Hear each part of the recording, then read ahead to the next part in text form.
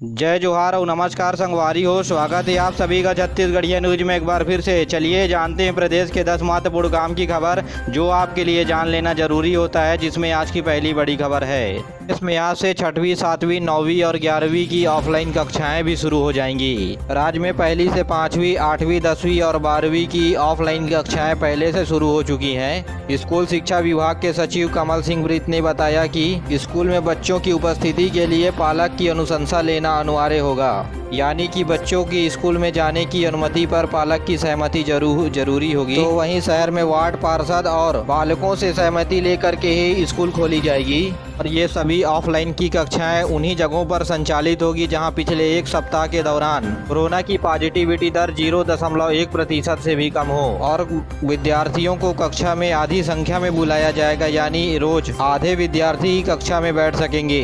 किसी विद्यार्थी को सर्दी जुकाम होने पर उसे कक्षा में बैठाया नहीं जाएगा। अभी विद्यार्थियों और शिक्षकों को कोरोना के नियम का पालन करना जरूरी होगा। केंद्र सरकार अब पति पत्नियों को देगी 10,000 रुपये प्रति महीना। जी हाँ, दिल्ली सरकार इस योजना में गैर सरकारी नौकरी, खेतीहर, किसान, दुकानदार, ठेला रेवड़ी दुकान लगाने वाले के भी बुढ़ापे का खास ध्यान रखा गया है। इस योजना से जुड़ने वाले लोगों को 60 साल बाद 5,000 रुपये महीने पेंशन में मिलेंगे। यदि पति और पत्नी दोनों ने इस योजना का लाभ लिया है तो 60 साल बाद दंपत्ति को 10,000 रुपये प्रति महीने की पेंशन मिलेगी। यही नहीं, इस योजना के तहत अगर पति की मृत्यु हो गई है तो पत्नी को भी 5,000 रुपये पति का पेंशन भी मिलना शुरू हो जाएगा। जी हाँ, केंद्र सरकार की ओर से चलाई जाने वाली अटल पेंशन योजना बड़ी ही लोकप्रिय होती जा रही है। आपको बता दें कि आपका उम्र जितना कम होगा उतना ही बैंक में कम इन्वेस्टमेंट करना पड़ेगा। जी हाँ, आप नजदीकी बैंकों में जा करके अटल पेंशन योजना की जानकारी ले सकते हैं। आपको बता दें फिर से कि 60 साल उम्र होने के बाद आपको 5,000 रुपये प्रति महीना पेंशन के रूप में केंद्र सरकार के द्वारा दिया जाएगा। जी हाँ, आपको इसमें केंद्र सरकार सब्सिडी भी देगी। यह योजना सरकार की लाभकारी योजनाओं में से एक है। भिलाई शहर में लव जिहाद का मामला सामने आया है। पीड़ित महिला का आरोप है कि शादी करने के बाद जबरन दूसरे धर्म को मानने के लिए पति के द्वारा दबाव बनाया जा रहा है पीड़ित महिला के ऊपर। यही नहीं, युवती ने कहा है कि जबरन मास्क खिला करके अप्राकृतिक यौनाचार पीड़ित महिला के ऊपर किया गया है। हालांकि दुर्ग पुलिस इस मामले को लव जिहाद से जोड़कर नहीं देख रही है, लेकिन आरोपी के खिलाफ प्रताड़ना और छत्तीसगढ़ धर्म स्वतंत्रता अधिनियम के तहत अपराध दर्ज किया गया है और गिरफ्तार करके न्यायिक रिमांड पर भी भेजा गया है। आपको बता दें कि महिला से इस्लाम धर्म कबूल करने के लिए कहा गया था।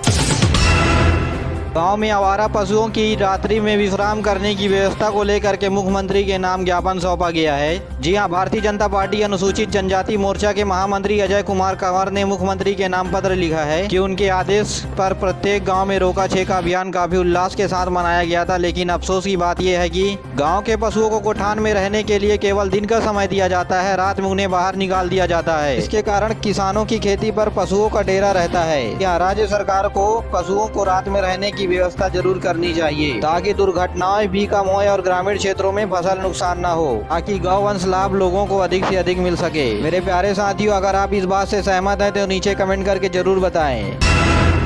जयपुर में घरेलू एलपीजी सिलेंडर के दाम एक बार फिर से बढ़ गए हैं। छत्तीसगढ़ में 25 रुपए बढ़ोतरी के साथ सिलेंडर अब 956 रुपए मिलेगा। एक साल में 6 बार दाम बढ़ाते हुए 290 रुपए कीमत सिलेंडर की बढ़ा दी गई है। जी हाँ, एक बार फिर से आम आदमी को झटका दिया गया है। जी हाँ, घरेलू गैस की कीमत 956 रुपए प्रति सिलेंडर हो गई है।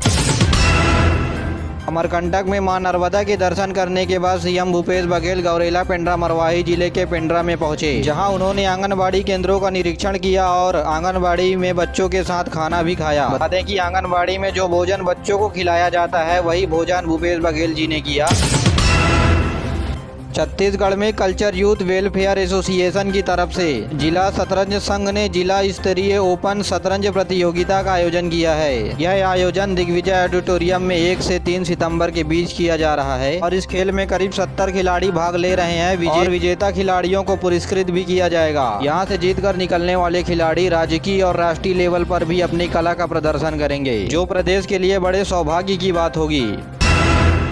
सीएम भूपेश बघेल ने अन्य पिछड़ा वर्ग और आर्थिक रूप से कमजोर वर्गों की गणना के लिए छत्तीसगढ़ क्वांटिफायर डाटा आयोग के मोबाइल ऐप और www.cg.qsil.in वेबसाइट भी लॉन्च किया। मुख्यमंत्री भूपेश बघेल ने अपने निवास स्थान पर खुद की जानकारी भर करके इस ऐप का शुभारंभ किया। बता दें कि छत्तीसगढ़ में 50% जाति पिछड़ी जनजाति है, यानी कि ओबीसी अन्य पिछड़ा वर्ग है, तो वहीं अन्य पिछड़ा वर्ग की जाति लिए हुए सीएम भूपेश बघेल भी हैं। जानकारी के लिए आपको बता दें कि छत्तीसगढ़ में 50% पिछड़ा वर्ग वोटर होने की वजह से कांग्रेस सत्ता में 15 सालों के बाद आई थी, यानी कि प्रदेश में अन्य पिछड़ा वर्ग के वोटरों का झुकाव ओबीसी मुख्यमंत्री होने की वजह से लोगों का झुकाव कांग्रेस की तरफ हो गया था, जिसके बाद उन्होंने अन्य पिछड़ा वर्ग की जनजातियों पर आरक्षण भी लाया और उन्होंने ओबीसी कैटेगरी के लिए भी काम किया। अब इसी कड़ी में अन्य पिछड़ा वर्ग की जातियों की गणना की जा रही है ताकि प्रदेश में कितनी पिछड़ी वर्ग की जनजाति है और उन्हें कैसे लाभ पहुँचाया जाए तथा चुनावी लाभ को भी देखते हुए गणना किया जा रहा है। वहीं सीएम भूपेश बघेल जी का इस बात पर कहना है कि अन्य पिछड़ा वर्ग की जातियों को आरक्षण का लाभ देने के लिए क्वांटिफायर डाटा तैयार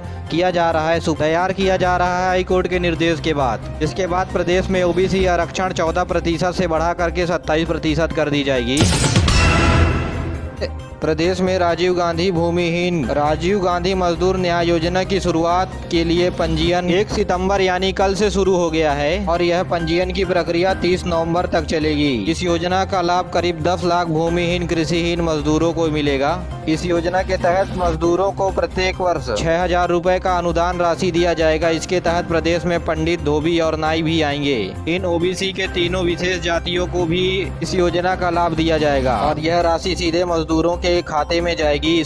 इसके लिए मजदूर न्याय योजना के पोर्टल पर पंजीयन करवाना अनिवार्य होगा।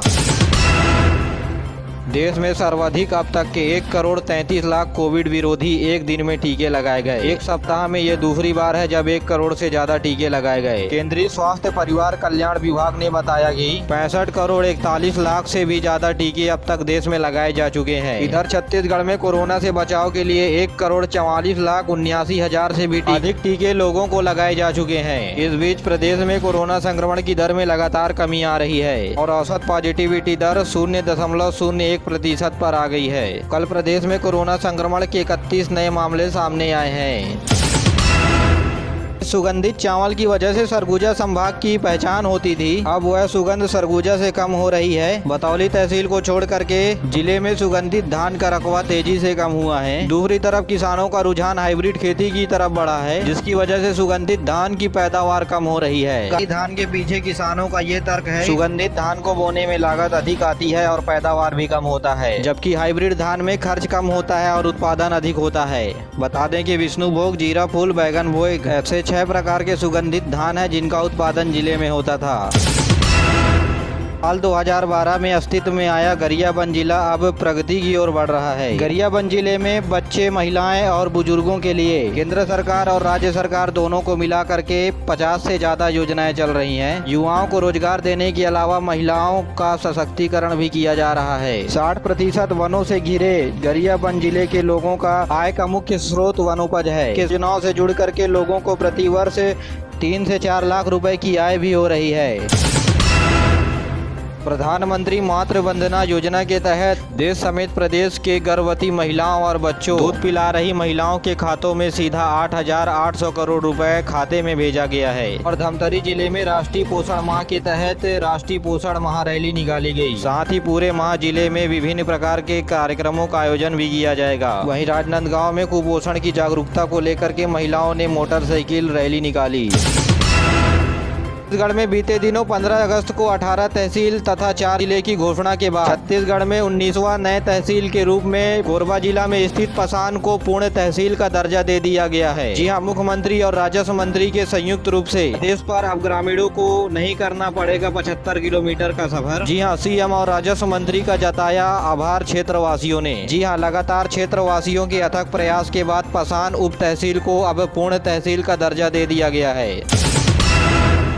ज्यादा देना। मेरे प्यारे साथियों, आज के लिए बस इतना। वीडियो पसंद आया तो वीडियो को लाइक करें, चैनल को सब्सक्राइब करें और अपने दोस्तों के साथ जरूर शेयर करिए। दीजिए मुझे इजाजत, मिलते अगले वीडियो में। तब तक के लिए जय हिंद, जय छत्तीसगढ़।